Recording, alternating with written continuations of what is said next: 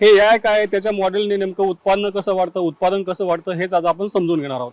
आणि आपल्याला हे AI मॉडेल समजून सांगण्यासाठी आपल्यासोबत जे ह्या क्रांतीचे तसं पाहिलं तर जनक म्हणता येईल आपले प्रतापराव पवार सर आपल्यासोबत आहेत. Sir agriculture development trust Baramati याचे विश्वस्त आहेत, तसेच सकाळ माध्यम समूहाचे अध्यक्ष देखील आहेत. सर आपलं स्वागत आहे. नमस्कार. सर पहिला प्रश्न हाच आहे की ऊसामध्ये जी क्रांती घडते, शेतकऱ्यांचं जे काही उत्पन्न आणि उत्पादन वाढतंय हो. ते नेमकं कसं शक्य झालंय? काय आहे की कृत्रिम बुद्धिमत्ता हा किंवा आर्टिफिशियल इंटेलिजन्स हा जो विषय आहे त्याच्यामध्ये एक ध्यानात घ्या की म्हणजे तुमच्याकडे जर माहिती भरपूर असेल अनेक अंगाने, बर जसं पूर्वी पंचनीती होती. पंचनीती म्हणजे काय, 5 लोकांच्या 10 डोळ्यांच्या नजरेतून ती गोष्ट जाते बर आणि मग त्यातलं तुम्हाला असं वाटतं असं केलं पाहिजे, त्याला वाटतं असं वाटतं, मग हे 5ही दृष्टिकोन तुम्हाला एकत्र मिळतात आणि तुमचा निर्णय हा सर्वोत्तम ठरतो. अच्छा. तसं मी 1,00,000 शेतकऱ्यांचा अनुभव एकत्र केला आणि त्यातलं सार काढलं किंवा जाधवाच्या शेतामध्ये अशी परिस्थिती, अशी जमिनी, एवढं पीक पाणी, इतकं पडे काय धमकं धमकं, आणि त्याच्यातलं काय उत्तम येण्याकरता काय केलं पाहिजे.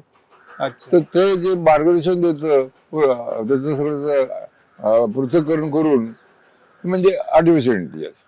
बर त्यामुळे तुम्हाला अतिशय अचूक, योग्य, वेळेवर हे तुम्हाला सूचना मिळतात. बर त्याचा परिणाम शेतकऱ्याला निर्णय घेण्यामध्ये, किंवा आम्ही त्याला सांगतो की बाबा अरे हे कर, हे करू नको, एवढंच कर, तब्बू जास्त करू नको वगैरे, हे आम्हाला सांगणं सहज शक्य होतं. आणि हा प्रयोग आपण बारामतीमध्ये तर केलाच, तर लोकांनी लाखो लोकांनी पाहिलेला आहे. पण आपण 1,000 शेतकऱ्यांवरती आपण हा प्रयोग यशस्वीपणे केल्यामुळे आमचा आत्मविश्वास वाढला आणि शेतकऱ्यांचा विश्वास खूप वाढलेला आहे. बरोबर. आता हे सगळीकडे व्हायला पाहिजे. अच्छा. नेमकं सर हे आम्हाला थोडंसं डिटेलमध्ये सांगाल का की नेमकं हे कसं काम करतं, म्हणजे उत्पादकता वाढवायची म्हणजे नेमकं याच्यातून काय मार्गदर्शन मिळतं, काय आपल्याला अलर्ट्स मिळतात? आता कसं आहे, आता धरून दिलं हे त्याचं शेत आहे, बर तर त्या शेताच्या मातीचा नमुना घ्यायचा आणि तो आपल्या ट्रस्ट मध्ये पाठवायचा. त्याचं ते पृथक्करण करून त्याच्यामध्ये काय काय आहे, काय काय नाहीये याचा अभ्यास करतो.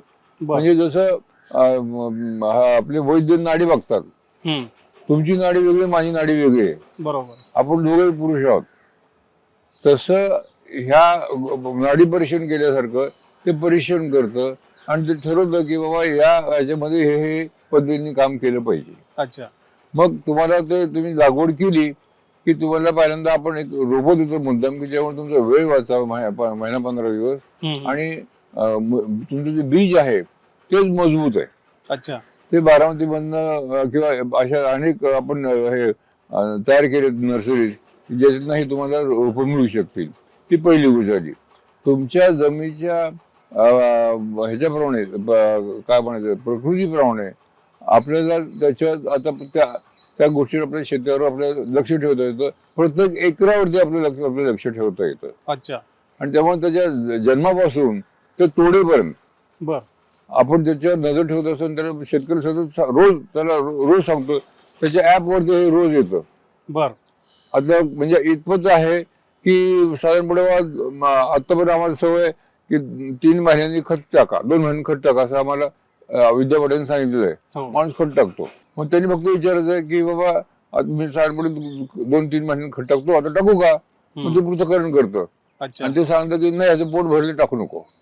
बर आता पाणी जमीन वरती थोडीशी सुकली आहे, तर साहजिकच त्याला पाणी दिलं पाहिजे. तो विचारतो ऍपवरती की मी पाणी देऊ का शेताला? तर ते पुढचं करून नाही, ह्याच्या पोटात पाणी आहे, आता पाणी नको, 4 दिवसांनी संध्याकाळी 6 वाजता 11,362 लिटर पाणी दे. लिटर मध्ये बोलतो ते. अच्छा, एवढं डिटेल मध्ये लिटर मध्ये बोलतो. बर आणि तुझा पंप जर अर्धा इंचाचा असला तर 1 तासभर चालव, तुझा 1 इंचाचा असला तर अर्धा तास चालव. बर ते कॅल्क्युलेट करते. अच्छा. आणि त्यामुळे पाण्याचा एक थेंब वाया जात नाही, खताचं एक ग्रॅम वाया जात नाही. म्हणजे खताचं पण असं सांगतं का? हो, खताचं सांगतो तुझं पोट भरले, खत टाकू नको म्हणून. बर आणि जेव्हा ऊस असं वाढतो त्यावेळी त्याला भूक लागते, तो मेसेज आपल्याला मिळतो. अच्छा. त्याला मी सांगतो की आता खत आणि पाणी दे त्याला, थोडंसं त्याला भूक लागली. बर म्हणजे ते आम्ही एखाद्या तुमच्या हॉस्पिटलमधले ICU म्हणतो ना, इंटेन्सिव्ह केअर युनिट, किंवा त्यातल्या जसं आपण पेशंटवर पूर्ण कंट्रोल ठेवतो, त्याच्या BP किती आहे, आपलं कसं, डमकं कसे, आणि आपण तसा आमचा हा ऊस आमच्या ICU मध्ये आहे. अच्छा. त्यामुळे त्याला मी आजारीच पडू देत नाही. बर. त्याच्यावर ताण जो पडतो, ज्याला आपण स्ट्रेस म्हणतो, तो पडू देत नाही. त्यामुळे तो ऊस टन वाढत जातो. त्याचा परिणाम तुम्हाला 85 टनापासून 150 टन ऊस मिळाला 12 महिन्यामध्ये. 12 महिन्यात? हो, 18 महिन्यात नाही, 12 महिन्यात. आणि उदाहरणार्थ 1000 लोकांना सिद्ध झाले, 12 मध्ये ट्रस्ट मध्ये झालंय. अच्छा, म्हणजे आपण शेतकरी जाऊन तिथे बघू शकतात हा सगळा प्रकार? हो हो, आम्ही जेव्हा मुलाखती घेतो, गावोगाव जाऊन त्या लोकांना समजावून सांगतो. कारण लोकांना काय होतं की त्यांना कळतं की चांगलं आहे, पण नक्की काय, मग त्यांच्या काही शंका असतात. मग आम्ही काय म्हणतो, ओ थोरात तुम्ही जाऊन समजावून सांगा. जेव्हा थोरात शेतकरी जेव्हा बोलतो त्या शेतकऱ्याला ते पडतं की अरे बाबा हे बरोबर, ठीक आहे आपण करूया. आणि हे सगळं म्हणजे थोडक्यात त्याला चमत्कारच म्हणता येईल. चमत्कार. याच्यासाठी शेतकऱ्यांचा खर्च किती म्हटलं तुम्ही? अहो, पहिल्या वर्षी जेमतेम 10,000 रुपये एकराला. अच्छा. कारण त्याला ती जे हे लागतात, साधनं लागतात. हो. म्हणून आम्ही काय केलं, 25 हेक्टरचा एक ग्रुप तयार केलेला आहे हेक्टरवरती, आणि त्याच्यावरती हा खर्च वाटलाय. त्यामुळे पहिल्या वर्षी 10,000 रुपये, आणि नंतर दरवर्षी फक्त मेंटेन करण्याकरता आणि मार्गदर्शन करता आमचे जे काही खर्च आहेत 5,000 रुपये एकराला पुढची 5-10 वर्ष. म्हणजे तुम्ही असं म्हणताय सर की जेवढे उत्पादन तुमचं वाढणार आहे त्यातल्या फक्त 2-3 टनांमधून तुमचा खर्च भरून निघणार आहे सगळं? आणि 10 टन जर ऊस नाही वाढला तुमचा, तुम्हाला पैसे देऊ नका, गॅरंटी देत. कारण 10 टन तरी 30,000 रुपये झाले, खताचे 5-10 हजार रुपये झाले. 10,000 पहिल्या दिवशी वर्षी घातले तरी तो 40-50 हजार रुपये मिळतात. पाण्याची बचत निम्मी झाली. बरोबर. असं कुठला व्यवसाय आहे की तुम्ही 1 रुपया घातला तुम्हाला 100 रुपये मिळतात, 50 रुपये मिळतात? ते सिद्ध केलं इथे, आणि सगळे शेतकरी करताय. हे काही बारामती करता किंवा पवारात करता नाहीये. तर एवढं सगळं फायद्याचं जे काही मॉडेल आहे, हे मॉडेल तुम्हाला सुचलं कसं? मी नेहमी म्हणतो माझ्या आयुष्यामध्ये काही पुस्तकांनी माझ्या आयुष्य फार मोठा परिणाम केला, त्यातलं हे एक पुस्तक आहे. अच्छा, हे पुस्तक त्याच्या पाठीमागे आहे? काय झालं, दिल्लीमध्ये मला विमानामध्ये परदेशात जाताना किंवा देशात प्रवास करताना 2 तासाचा प्रवास आहे, त्यावेळी नेहमी पुस्तकं बरोबर येतो. त्या दिवशी मी विसरलो घाईमध्ये, आणि मग दिल्लीला ज्या एअरपोर्टला आलो पुण्याला येण्याकरता, तर 1 तास 1.5 तास आधी यावं लागतं, पुढे 2 तास फ्लाईट आहे, 3-4 तास करायचं काय?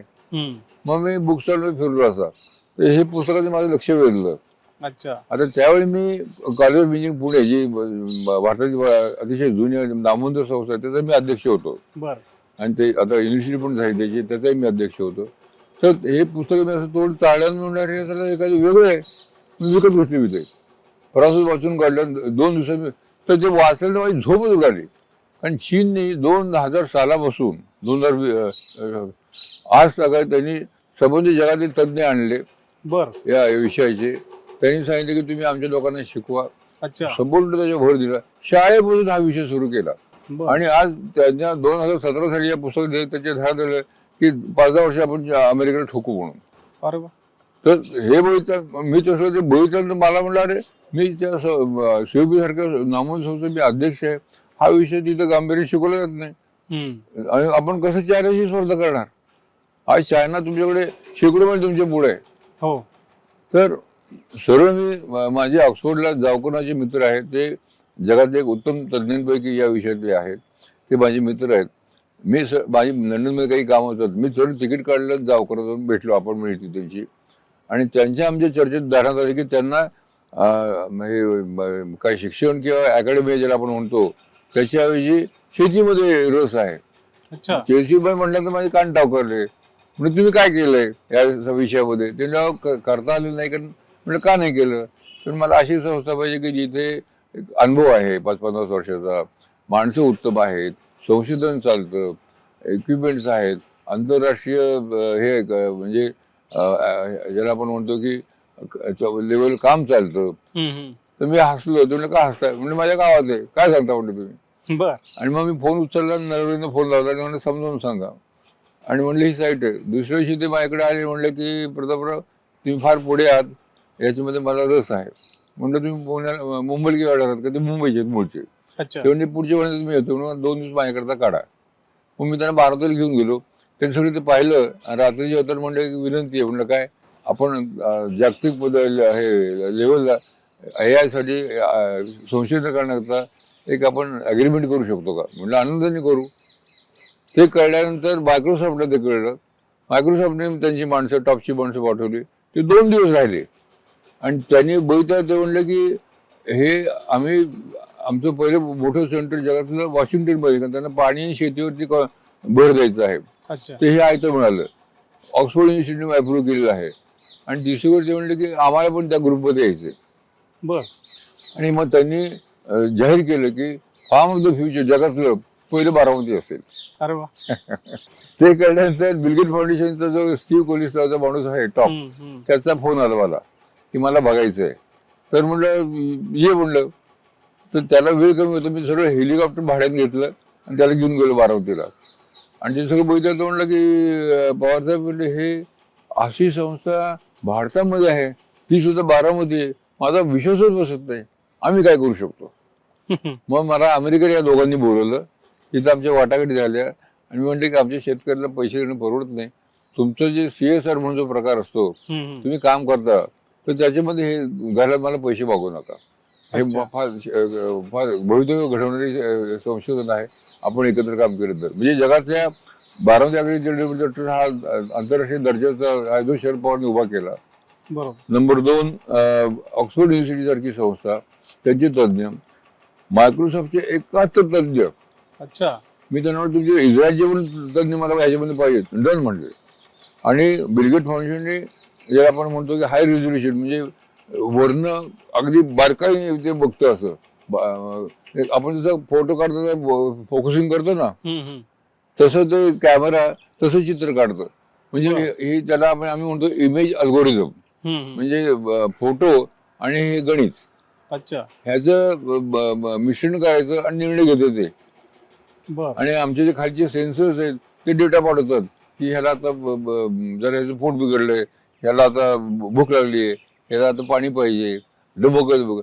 मग ते सगळं त्याच्या ऍपवरती रोज येतं. शिवाय आणखी चांगली गोष्ट आहे ती म्हणजे शेतकऱ्याच्या हितानं, तुम्ही जरा तुम्हाला हे मिलावट केलेलं, बनावट खाद्य घातलं, फसवलं तुम्हाला, तर आमच्याकडे मेसेज येतो की याचा काही उपयोग होत नाहीये. अच्छा, म्हणजे भेसळ असेल तरी ते लगेच सांगतो. त्यामुळे तो लगेच धरू शकतो, सर तुम्हाला फसवलं म्हणून. म्हणजे इथून पुढे भेसळ करणं शक्य नाही. अच्छा. हा शेतकऱ्यांचा फायदा आहे. बरोबर.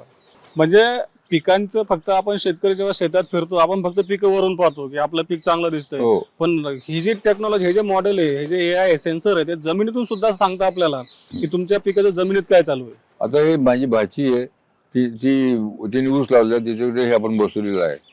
तिचा 86 टन ऊस आला जवळपास कॅल्क्युलेशन प्रमाणे. तर ती उड्या मारत होती.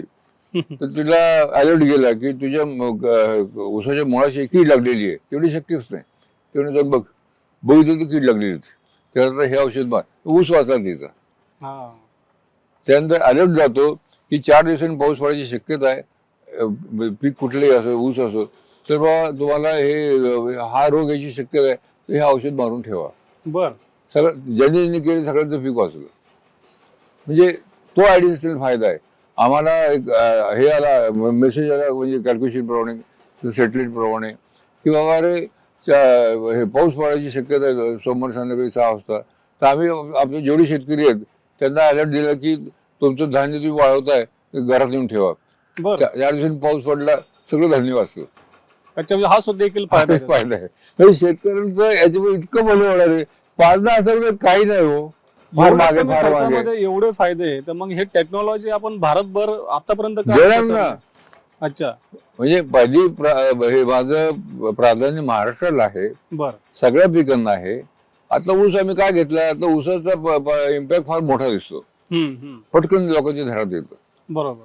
मग इतर पिकांवर आम्हाला संशोधन करायचंय आणि आमची 100% खाते की आम्ही त्यात यशस्वी जसं ऊसामध्ये झालो तसं. म्हणजे सर इथून पुढचं हे जे टेक्नॉलॉजी आहे, ऊस उत्पादकांचा जो काही यायनं फायदा होतोय, तो फायदा आमच्या सोयाबीन उत्पादकाचा होतोय, आपल्या कापूस उत्पादकांचा, फळबागवाल्यांचा, सगळ्यांचा कमी होतील. आमचा उद्देश असा आहे की प्रत्येक शेतकऱ्याला कमीत कमी ₹1,00,000 एकरी मिळाले पाहिजे. आणि माझं स्वप्न आहे ते, आणि माझी 90% खात्री आहे की होणार आहे म्हणून. कुठले पीक घे. म्हणजे थोडक्यात पंतप्रधानांनी जे उद्दिष्ट ठेवलं होतं शेतकऱ्यांचं उत्पन्न दुप्पट करण्याचं, हे एक उत्तम माध्यम असू शकतं त्याचं. मेहरबानी करून मला पैसे द्या 25-40 कोटी, म्हणजे मी सगळ्या पिकांवरती संशोधन करू शकेन. कारण प्रत्येक संशोधनाला जसे मी इकडे 20 कोटी घातले, तसे प्रत्येक पिकाला आता समजा विदर्भात जायचं आहे तर खर्च आहे हो. मला एक वॉर रूम उभी करावी लागते, बरोबर. माणसं नेमावं लागतात, त्याचा पृथक्करण अभ्यास करावा लागतो. तर त्याला काही आपोआप घडणार आहे का ते? म्हणजे याच्या आतापर्यंत जो काही प्रोजेक्ट उभा राहिला हो. आपल्या ऊसाच्या यायचा, त्याच्यामध्ये सरकारने काही मदत केली नाही का? नाही अजून काय, त्यांची इच्छा आहे. मग हे खर्च तुम्ही स्वतः केला? हो, मी 20 कोटी घातली स्वतःचे. माझा 1 एकर ऊस नाहीये. अच्छा. आणि मायक्रोसॉफ्टने 250 कोटी खर्च केले. की त्यांचे 71 शास्त्रज्ञ काम करत होते ना, त्याची बरं. कॉस्ट काढली ती 250. म्हणजे 300 कोटी आपण घातलेले त्याच्यामध्ये. बिगेट फाउंडेशन एकराला लाखो पैसे घेतो, आम्हाला त्यांनी फुकट दिलाय तो. हो. मग हे सगळं प्लस माझा वेळ, माझी पैसे, ती गोष्ट वेगळीच. तर हे एवढं तुमच्या दाराची गंगा आणल्यानंतर तुम्ही म्हणलं की नाही माझ्या बाजी माझ्या घरामध्ये आणून टाका, हे बरोबर नाही. आता सर समजा एक अंदाज आपल्याला जर समजा इतर पिकांमध्ये देखील तंत्रज्ञान न्यायचंय, हो एआयचं मॉडेल न्यायचंय, हो, तर सरकारला जास्तीत जास्त किती खर्च करावा लागेल? आम्हाला 25-50 कोटी पाहिजे फक्त. फक्त 25-50 पण आता कोटी? बघा ना तुम्ही, आज या ऊसाच्या उत्पादनामुळे आणि रिकव्हरी वाढल्यामुळे शेतकऱ्यांचा किती फायदा होईल, देशाचा किती फायदा होईल. हे जर सगळीकडे जर केलं आपण, तर 40-50% जर उत्पादन वाढलं तर तुमची GDP वाढणार आहे, प्रांताची वाढणार आहे, भारत सरकारची पण वाढणार आहे. आणि हे आपल्याला सगळ्या देशात करायचं आहे. सगळ्यात महत्वाचं म्हणजे शेतकऱ्यांचा उत्पादन खर्च कमी होणार, हो, जमीन चांगली राहते, खराब जमिनीचं होत आरोग्य नाही. सुद्धा चांगलं राहील. कारण काय होतं, जास्त पाणी देऊन जास्त खत घातलं की ते पोटात जातं. मग बरोबर. ते सिपेज ज्याला म्हणतो त्यातलं ते विहिरीत जातं, ते हम्म. तुम्ही पिताना आजारी पडता. आज पंजाबमध्ये कॅन्सर ट्रेन आहे, हो. भाजीवाला जास्त औषधं मारणार. जुन्नरमध्ये झारखंड नावाचं गाव आहे, इंदापूर, तिथे जवळपास सगळे लोक कॅन्सरने आजारी आहेत. हा फायदा समाजाचा होईल, तो वेगळाच. हम्म. कारण विषमुक्त शेती असणार आहे. बरोबर. तुम्ही ऊस घ्या, नाही तर भाजीपाला घ्या, नाही तर फळं घ्या. त्याच्यामुळं निर्यातीला तुम्हाला वाव मिळणार आहे, हम्म. कारण ती विषमुक्त आहे. आता आपल्याकडे ते सर्टिफिकेट मिळत नाही, कारण तुम्ही औषध ढगभर मारता. बरोबर. त्यामुळे ते मार्केट तुम्हाला मिळेल. पण समजा त्यातून हे बटाटा किंवा हे आपलं टोमॅटो वगैरे उत्पन्न भरपूर वाढलं तर आपल्याकडे प्रोसेसिंग इंडस्ट्री म्हणजे फूड प्रोसेसिंग इंडस्ट्री ही निर्माण होऊ शकते. जशी वाईन आहे, द्राक्षापासून वाईन करतात, किंवा आपण केचप आहे, हम्म. तशा इंडस्ट्रीज उभे राहतील. तरुण पोरांना एक तरुण पोर बाहेर काढणार नाहीत. नंबर 2, त्यांची लग्न होत नाही, ती लग्न व्हायला लागतील, सामाजिक प्रश्न आहे. नंबर 3, हे फूड प्रोसेसिंग इंडस्ट्री संबंध भारतामध्ये उभी राहू उभं राहू शकेल शकते. आणि ते विषमुक्त असेल. नंबर 4, समाजाला उत्तम भाजीपाला फळं मिळतील, हम्म. त्यांचा आजार पण कमी होईल. आणखी किती फायदे व्हायचे. आणि महत्वाचे शेतकऱ्याचा फायदा होतो. सर आता या तंत्रज्ञानाचे एवढे फायदे आहेत की म्हणजे ते अगणित आहेत, जसं आपण आतापर्यंत सांगितले. तर या अनुषंगाने आपण शेतकऱ्यांना काय आवाहन कराल, कारण शेतकऱ्यांपुढच्या समस्या खूप जास्त आहेत आता सध्या? मी असं म्हणेन की बाबा रे, तुम्ही लग्नामध्ये याच्यामध्ये 1000 रुपये, लाखो रुपये गाडी उधळता, मला 10,000 रुपये द्या रे पहिल्या वर्षी, नंतर 5,000 रुपये. त्या अशीच एक 2-5 शेतकरी एकत्र आले ग्रुपमध्ये. कारण मला कमीत कमी एका ठिकाणी 25 हेक्टर म्हणजे 62.5 एकरची जमीन लागते. आणि आम्ही जे सेन्सर बसवतो ते साधारणपणे 1 किलोमीटरच्या ह्याच्या रेडियसमध्ये उत्पन्न करते. त्यामुळे त्या एवढ्या भागामध्ये 60-65 एकर ऊस किंवा कुठले पीक असू शकतं आणि त्याचा फायदा होऊ शकेल. त्यावेळेला प्रश्न असा शेतकऱ्याचा झाला की बाबा माझ्याकडे इथं ऊस आहे, मग तिथं द्राक्षाची बाग आहे, पलीकडे डाळिंब आहेत, तर आम्ही त्याच्यावरही संशोधन करू. आता आम्हाला त्याचं उत्तर सापडलेलं आहे. ते फक्त वापरायचे पिकानुसार. जसं म्हणलं किंवा मला ह्या रोगाचं निदान झाले, आता पेशंट आहे तसं मला ते औषध थोडंसं बदल करून द्यायचंय. पण माझ्याकडे हे आहे, फाउंडेशन आहे, म्हणजे तत्व मला सापडलेलं आहे, ते इतर पिकांकरता लावू. आता आम्ही इतर पिकांचा प्रयोग केले सुद्धा थोडं लहान प्रमाणामध्ये, ते यशस्वी झालेले आहेत. आता मोठ्या प्रमाणात जर उत्पादन बघायचं असेल तर त्याला पैसे लागतात, मला एक वॉर रूम उभी करावी लागते, माणसं घ्यावी लागतात. आता ह्याला हे काय फुकट आहे का? हे दाखवल्यानंतर जर सरकार किंवा इंडस्ट्री जर किंवा शेतकरी पुढे येत नसेल एवढे 5-25 कोटी द्यायला, मग एक टन थोडी द्या, एक 10-5 हजार शेतकऱ्यांनी दिले, 50,000 रुपये 5,000 रुपये काढून दिले तर माझं काम सुरू होतं. बरोबर. आणि त्यांच्या हिताचं येते. त्यात आमचा स्वार्थ काय, बारामती ट्रस्टचा स्वार्थ काय, बरोबर. शरद पवारचा स्वार्थ काय, काही नाही. आज बारामतीमध्ये हा सगळा बदल झालाय तो जे ऍग्रीकल्चर ट्रस्ट म्हणून झालेला आहे.